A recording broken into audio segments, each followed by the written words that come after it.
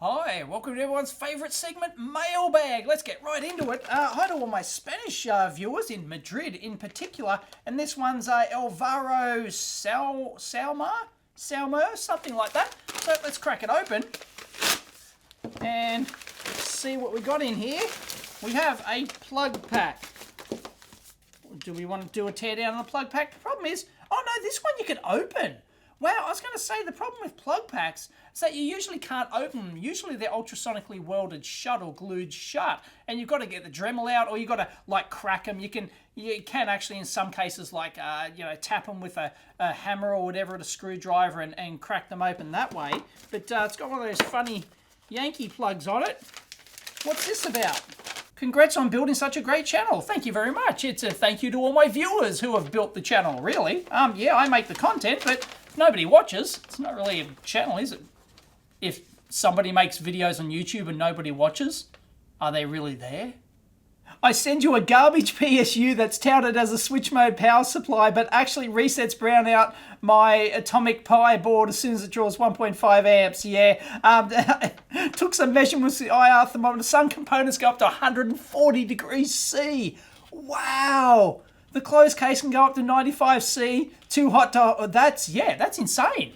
Like, you'll burn yourself. Let's do a quick 2-minute teardown of a Dodgy power supply. I'll also link in at the end, if I remember it, a teardown of like an Apple, fake Apple power supply, or reverse engineer a fake Apple power supply. And that's a really interesting video. It shows, how cheap they can make those supplies and kind of sort of get away with it. Mary King Enterprises sounds legit. AD 1805B for those playing along at home. 13.5 watts maximum.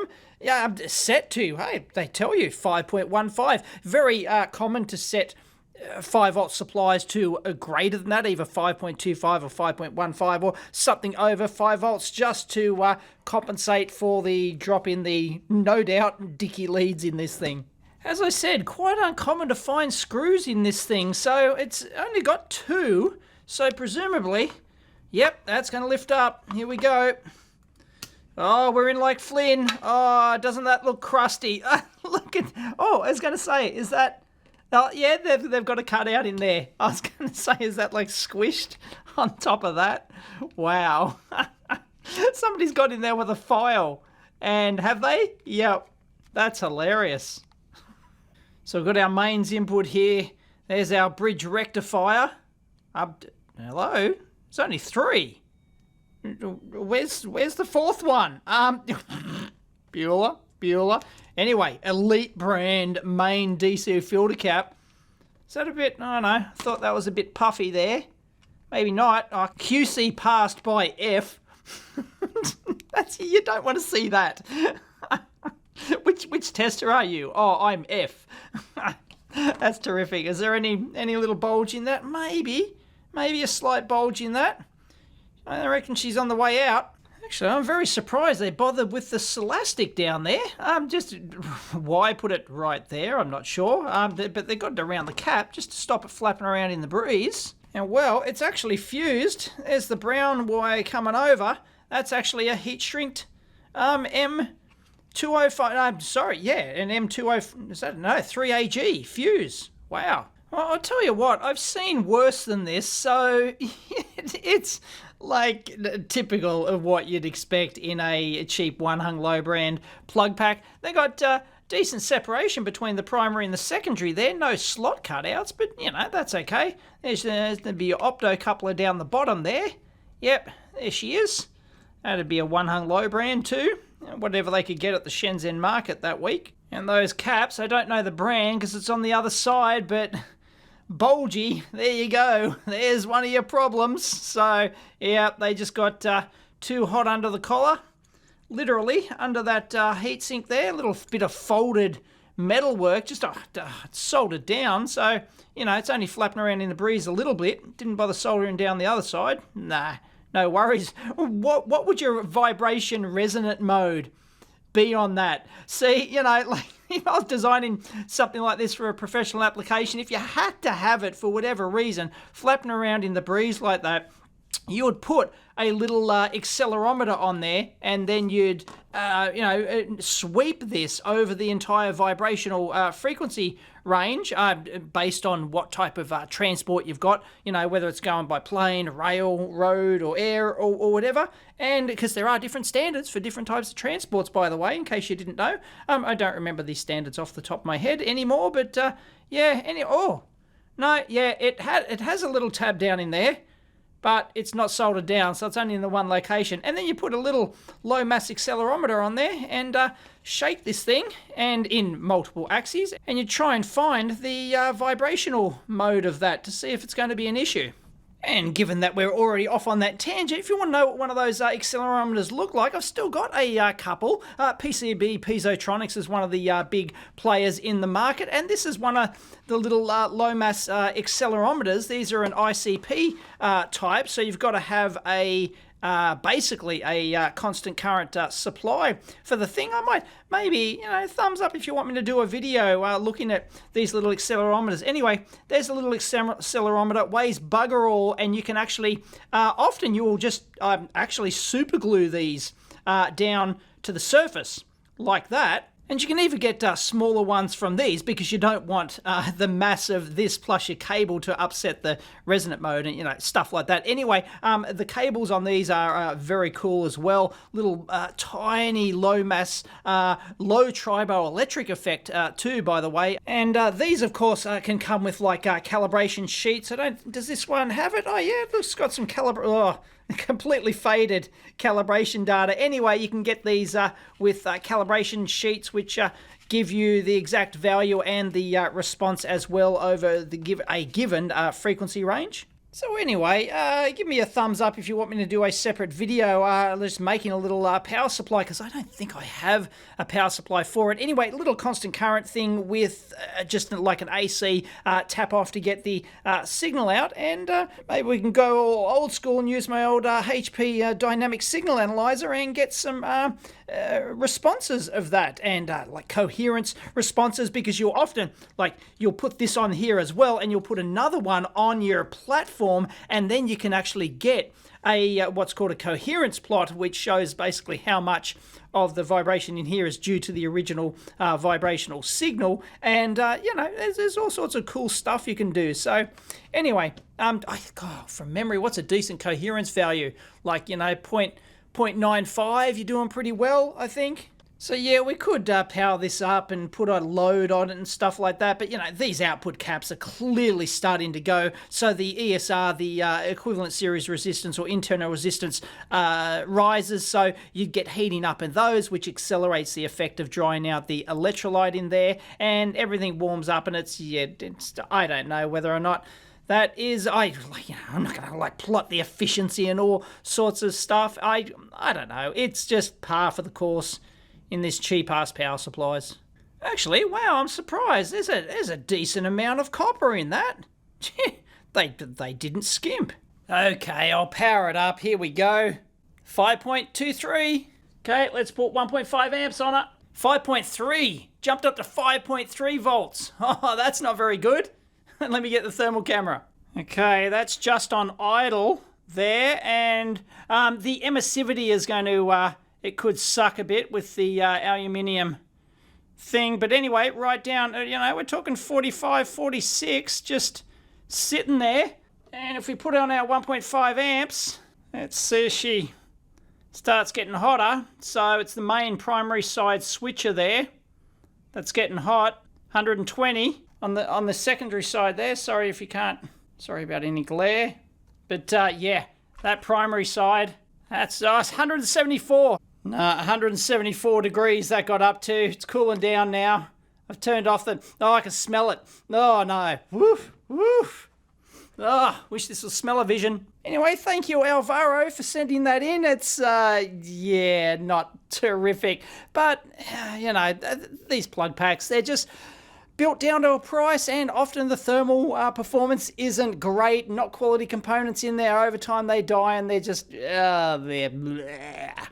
Got one from Australia. Thank you very much, Kivas, Kangaroo Valley, here in New South Wales. So let's crack it open. Anyway, let's straight through the tab at the front there. Hi Dave, I saw this go in the dumpster at work and thought it might make a good 2-minute teardown. Excellent. So this was let's see what was going into the dumpster in its original box by the looks of it. I guess nobody wanted it anymore. Mobile rack to serial ATE. Hard drive. Yeah, I got one of those. There's not much in them. There's just like a, for serial ATE, yeah. Okay. No, I had one for an IDE one or something like that. There's not much in them. 2-minute teardown. So I'm sure a lot of people are familiar with these. These are, it's just a serial ATE interface. It's got a cage like this. Your hard drive just screws in there like that. And there's your ATA interface down there. And, oh, I've got a bit of insulating tape on the back there. And not much else. Just goes over to a custom non-standard pinout here on a nice, you know, the old kind of like Centronics type parallel interface. Nice, big, reliable, you know, board-to-board interconnect thing. And that just goes straight in there. And there's a little piddly pissant fan in that thing. Oh, geez, that'd be horrid, wouldn't it? That'd whir a bit. And yeah, signal integrity be damned, of course. They don't care. None of that controlled impedance rubbish. Just goes straight over. Yeah, because it's not an IDE to SATA interface. So this is just purely a connector interface with, you know, they don't care about your controlled impedance because these are quite high bandwidth, the serial SATA connections, and no, I don't think they care there. That's just that looks like a double-sided board to me. No ground plane in there. So none of that strip line controlled impedance rubbish. So it just goes straight over. It's pretty how you doing. But someone really wanted their hot snot in there. This one, I'm not sure who it's from. Electronic Samples from Landmark Global in UK. Alright, so some companies obviously sent me something pretty how you doing packaging. Trusted like there. I don't think there's much padding in this thing. It's really dodgy as. Wow. Oh, look at this. Car stereo. That's a 2-minute teardown. What brand is that? CD changer compatible. Is that like a one hung low brand? Ford audio systems. Okay, it's a genuine Ford car stereo. 2-minute teardown. It's a Visteon Ford audio system 6000 NE for those playing along at home. Probably suitable for 2-minute teardown. Some viewers in Europe may recognise this unit as a type. Were very common in early Ford cars manufactured in 1997 to 2006. Unfortunately, the system is broken. No worries. If we can get it going, the unlock key is in there. And apparently it had access to the CAN bus. Usually they don't have access to the CAN bus, do they? That's interesting. Anyway, let's crack it open. Wow, I haven't taken apart a car CD player for ages. What was that like? Well, I'm talking like probably several decades. Back when they were a thing. Oh, what was that movie that had one of the characters always carrying around? I think it was his Kenwood stereo system? Oh, it was hilarious. I'm gonna have to try and think of it and put it in. It was great. Anyway. The 6000 CD RDS EON. RDS on, I was thinking MOSFET. Like, to me, that's RDS on, right? Anyway, CD changer compatible. You got to have the external CD player. PTY, like proprietary limited. Yeah, wow. Oh, that's a bit how you doing. They're monster buttons. Wow, it's huge. Anyway, yeah, they all have these security key codes because, well, back in the day, people used to steal car stereos. They'd break into your car just to steal your car stereo. It was a thing. So you'd have these removable ones with the pull-out handle, and you'd carry it with you. Trust me, that was a thing in the 80s. I do want to get a throat rip in here. Think that's going to be you, small fry. Who's first?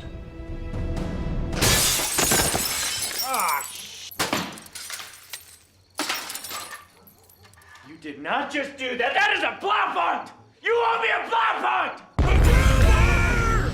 So anyway, all these custom connector jobbies all go into your wiring harness, and they're sort of like semi-compatible wiring harnesses and things like that. So you can buy like generic CD, CD systems these days, and they come with like different harnesses depending on the car you've got. All right, let's go in here. If we can get this top cover off. You gotta, hang on. Gotta give them a bit of a whack. There we go. Is that it? We're in. There's our CD mechanism. Geez. Can't see much else. All the rest, all the good stuff is on the bottom. And of course, one thing you're going to find in a car is a good compliant mechanism, so... Oh yeah. Oh yeah, baby. Look at that. That's fantastic. Oh, that's nice and stiff. You got to love a good stiffy mechanism.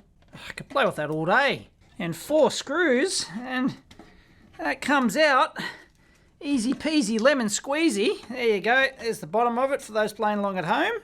For all you CD mechanism aficionados. Well, there you go. Is it like it's a Pioneer? It uses Pioneer chipset, so I presume it's a complete Pioneer design player. But it's got made by Vistion in Portugal. I know all my Portuguese viewers. Wow. Okay. Who on earth is Vistion? Anyone knows the history of that? Let us know. The front panel just popped off with a couple of tabs. Oh, look at this. Phenolic base single-sided. None of that double-sided FR4 rubbish. Spared no expense. That's actually quite interesting that they use a combination of a ribbon connector interface and then these very nice pressure contact. That's interesting. Anyway, that's very cool. And there you go. That's inside the thing. That down there, that's an ST jobby. Not sure what, like, you know, a single chip custom design solution for this. There, I really like the right angle board like that. Looks like that's just soldered in, and pins directly soldered in there. So that's a nice interface. And of course, the single in-line or staggered pin single in-line audio packages, which you find in every single car audio system. They're just, yeah, of course they're Philips. Philips like own the market, and of course they use the die-cast metal chassis down there for the heatsink. That's about all she wrote. Is there any thermal compound in there, or are they just put in a like a little sill paddy thing? And then there's really not much else going on down here. There's a receiver down here. I'm not sure that's is that some sort of audio interface? No, that goes to your CD mechanism, I think. And that's another ST job down there. In fact, this is all ST. ST as far as the eye can see. Wow, they got design wins everywhere. Except for the audio stuff, which of course Philips have been winning for decades. ST are in that market these days. I don't know if they were back then. I needs to know what is behind there. Yeah, they've just got a pad. Yeah, there we go. There's the metal backing. They've just got some sort of sill paddy. Kind of that's a bit crusty. It's a very fibrous kind of, you know, sill pad is a trademark. It's become like a generic thing like Xerox. I don't think that's a switching converter because that's only a 16 volt cap there. What brand have they got on that? Can't see it. Anyway, yeah, I think that's just an input choke and filter in. There's another money shot. Look at that. Oh, it goes up and down and all around. Oh, Bobby Dazzler. Hi to all my viewers in Kentucky. That's in the United States of America. John Monaco, thank you very much. What's in here? Well, I kind of know because the description kind of gives it away. I won't tell you because, you know, the whole point of Mailbag is like it's all secretive. Let's go. Note on top, thoughtfully provided. Which means, you know, if you put a note on top, maybe I'll read it first, maybe I won't. Depends, it's a lucky dip. I've really enjoyed your videos, thank you. Oh, it's John's attempt. Thank you very much, John. It's John's attempt at something that I have here behind. No, do I? Yes, it might be in the shot somewhere. Anyway, it's John. Plugpack. It's John's attempt at doing this.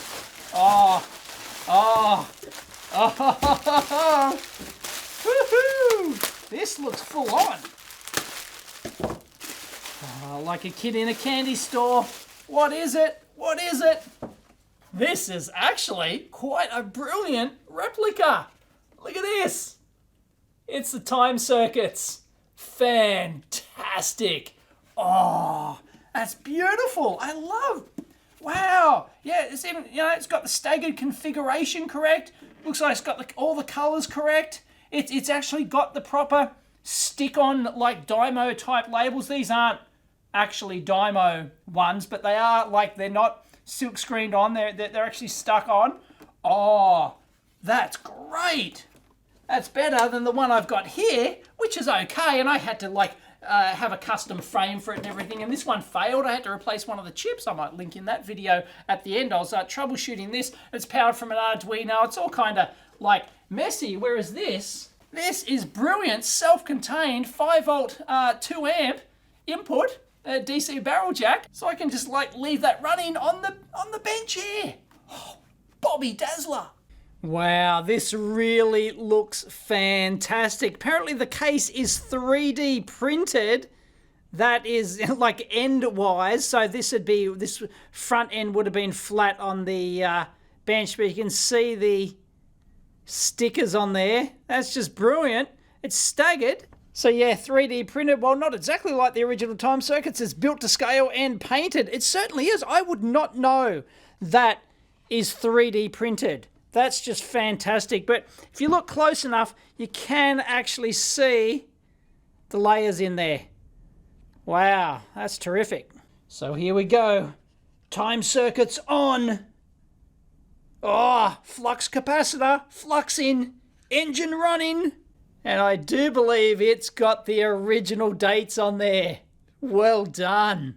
Anyway, using an ATmega 328 and a DS3231 RTC. Battery backup. Displays are driven by a Holtec LED driver. Excellent.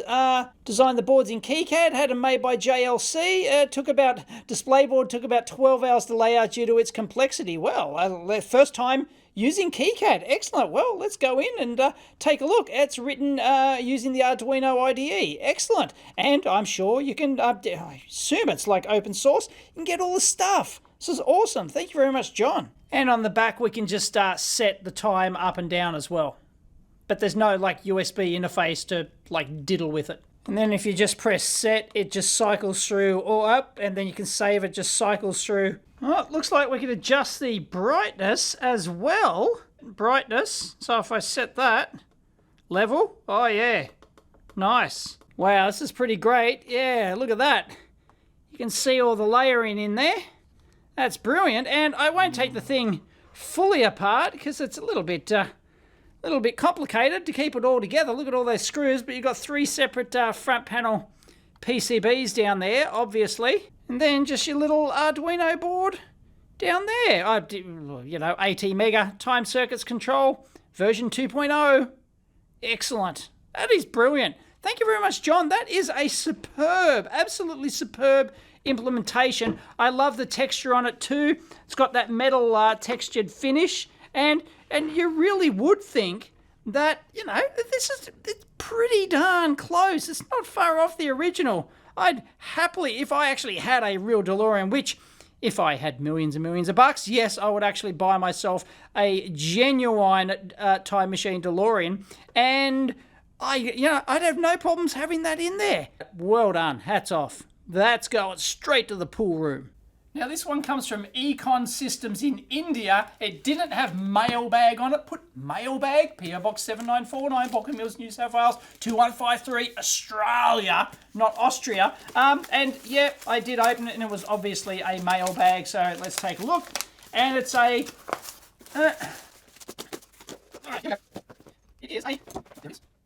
There it is, a USB 3 camera system, one of these little important. Go to developer software tools. I've got find all the document. I've got a serial number so that I can, anyway, I won't, it's tiny. There's a little USB 3 camera in here. I'll show you. So Econ Systems is actually an Indian company, and this is their new C3 cam CU30 series. This one's actually the CU38. No, it doesn't cost $10. Volume pricing starts from about $70. They just put that on there because it's an engineering sample. Nudge, nudge, wink, wink. Let's take a look at it.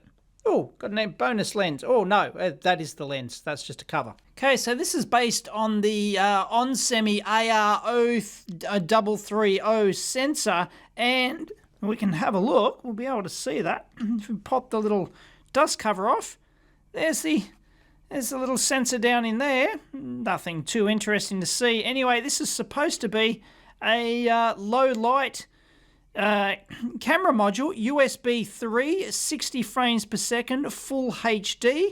I won't go into huge amount of detail on there, but yeah, it's supposed to be, requires no drivers, just all directly supported via Windows. And as we saw, it comes with a little lens, and that looks that looks reasonably wide angle, doesn't it? And I believe this is like an is this an M12 mount? And that'll just screw, oh, that should just screw in there, geez.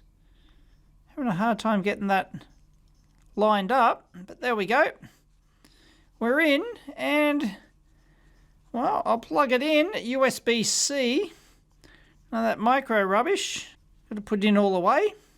And low light camera. I presume it's probably designed for security or something like that, because it with a wideish, I presume that's going to be a wideish angle lens. So I don't think I have details on the lens.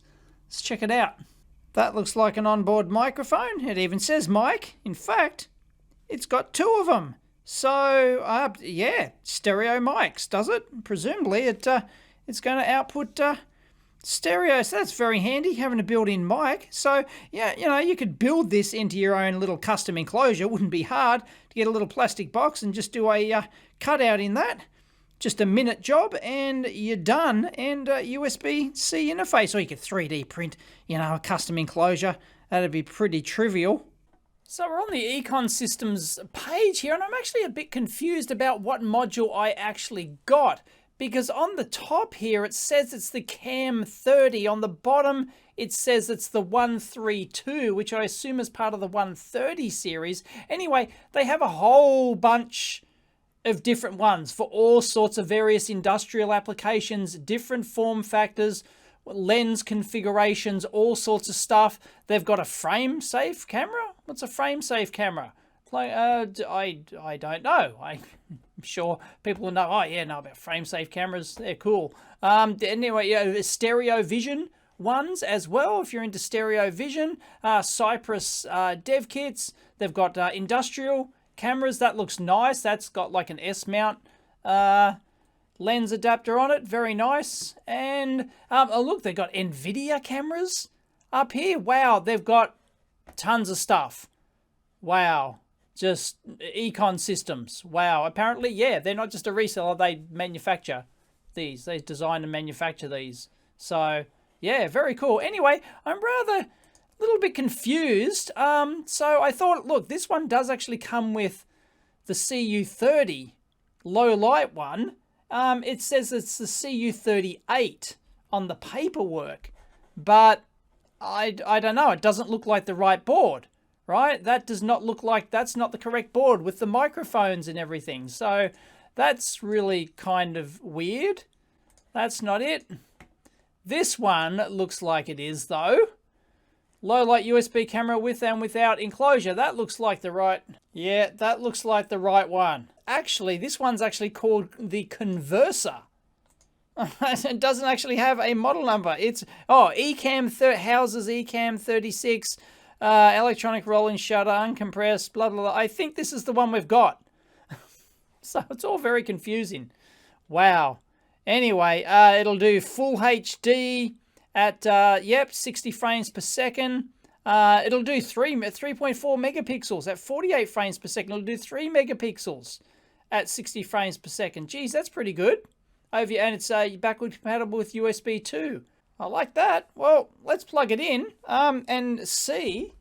So if you're wondering what I'm shooting with here at the moment, this is my webcam. It's not actually a webcam. It's my old one of my old B-roll cameras, the Canon HF M300.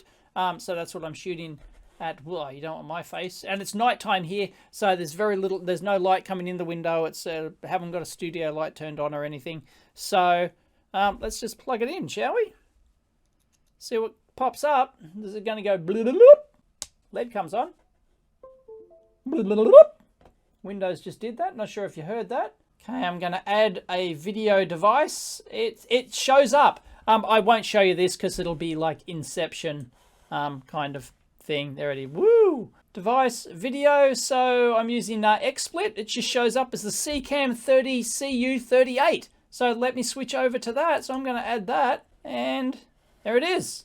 Boom. We're in like Flynn. So it's not auto focusing. Check, check, check 1, 2. Okay, I'm now using the CCAM30 stereo microphone. It's at the same distance as my desktop mic here, about 30 centimeters away, talking directly into it. I presume that's going to have the stereo mics. VU meter shows it's a bit lower level than my Rode mic though.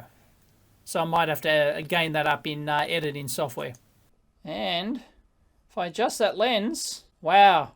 It's flickering. It's picking up the flicker from those LED lights, which none of my other cameras pick up. That's terrible, Muriel. Not impressed by that. So there we go. I can adjust the, I guess the focus. It's got to get to a loosey-goosey, where it's in focus, gets to a loosey-goosey point on the thread. So you'd have to maybe Loctite that in place. Otherwise it might vibrate out of focus. But apart from that, there you go. Yeah, I'd say that that's like 60 frames per second. That's really good updating. Yes, that is a beanbag. My electronics beanbag. Winner, winner, chicken dinner. Yeah, okay. Low light. I'm not in, like, it flickers. Maybe I can adjust the settings. Okay, that wasn't full HD, by the way. I've fixed that. Okay, auto brightness, white balance gain. Can't show you this, sorry, but anti-flicker is not an option in my settings. I've got the usual, just the usual camera stuff showing up here. It's terrible. Anyway, these are, by the way, these are just some new lights that I had installed. Whoa, something just crashed. Whoa, okay, so that crashed. I'm not sure what happened there. I'll add video source again. Here it is. XSplit's still running, so it's not that. It looks like it was the device. CCAM30. Yep, there we go. It's back. Don't know what happened there. Sorry. Just checking to see if my Canon camcorder shows those lights flickering. No, it does not. None of my cameras pick up the light flicker. Yeah. Anyway, I didn't even know those lights flickered. So. That's interesting. I know, I just got them installed as part of like a government program. They come around and replace your troffers with these LED panels. They were the correct color temperature, 5000K, but they flicker, but that hasn't been a problem. That's not a problem on my other cameras, on my studio cameras, or, you know, my old camcorder here. Yeah, not exactly blown away by the quality there. That's 1280 by 720. You know, it's supposed to have auto white balance and auto exposure and all that. Anyway, it is fixed focus. It's not an autofocus camera, so you've got to twiddle the lens to get it right. That's reasonably wide angle though. You can see the frame of the window there. That's the it's got some fisheye on that, so it is pretty wide angle though. I think that's probably, I'm gonna guess, 12, 14 millimeters or something like that in 35 millimeter equivalent. Anyway, it is wide angle. It is sort of a fishy lens in the middle. If I take that around like that, you'll see the door frame straighten up there. There you go. And bring it to the, rotate around to the edge, and it gets fishy eyed. So, but that's normal. It's to be expected with a lens. And it does it up the top as well, of course, because it's a symmetrical lens. Anyway, you'd expect that. That's just, you know, a typical on your wide angle lens. Some are better, but you've got to pay like, you know, huge top dollar for a massive lens that, you know, can go down to like 12 or 14 millimeters without much sort of like fisheye effect. It's really actually quite difficult. So you get sort of that, you know, wide angle GoPro-y type look. 2304 by 1536. Supposed to do 48 frames per second. Oh yeah, there you go. It's really good now. And the lights aren't flickering.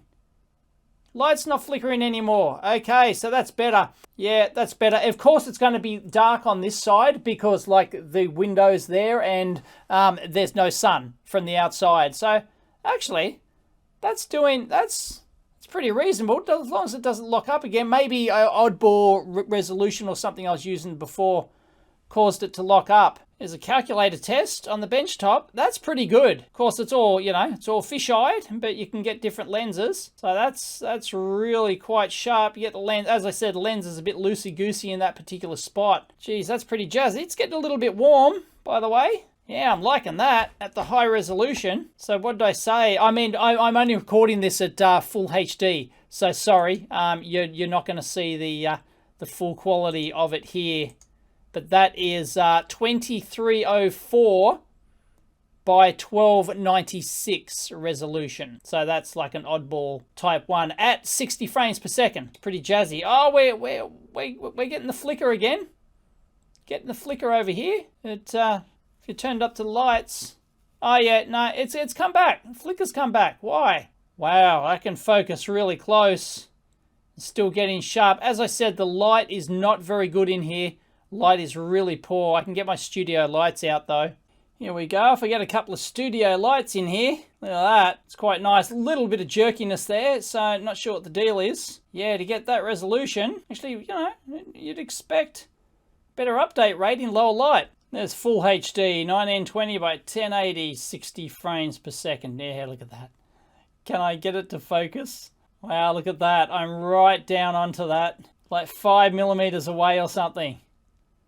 That's nuts. There you go. Brilliant. Got to change the focus when I'm further away. That's all right. So there you go. If you're into little camera modules, Econ Systems might be worth a look because they've got a massive range of stuff. Anyway, check it out.